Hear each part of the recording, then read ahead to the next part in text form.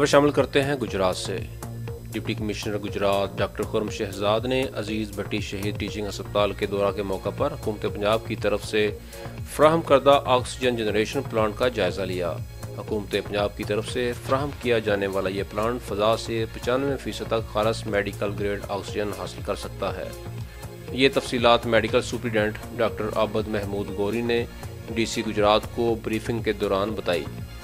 D C Gujarat نے بتایا کہ وزیر اعلیٰ پنجاب سردار عثمان بزدار کی ہدایت پر حکومت پنجاب نے 4 آکسیجن جنریشن پلانٹس خریدے تھے۔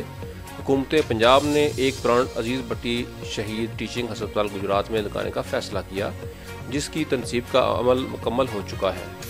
یہ آکسیجن جنریشن پلانٹ بین الاقوامی معیار کے مطابق ہے اور 240 CFT استعداد کے 12 آکسیجن بڑے سلنڈرز بھرے جا سکتے ہیں۔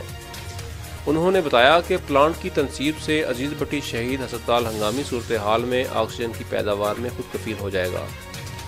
قبل ازیں ڈپٹی کمشنر ڈاکٹر خرم شہزاد اسپورٹس جمنیزیم میں قائم کرونا ویکسینیشن سینٹر کا انہوں نے دورہ کیا اور سہولیات کا جائزہ لیا۔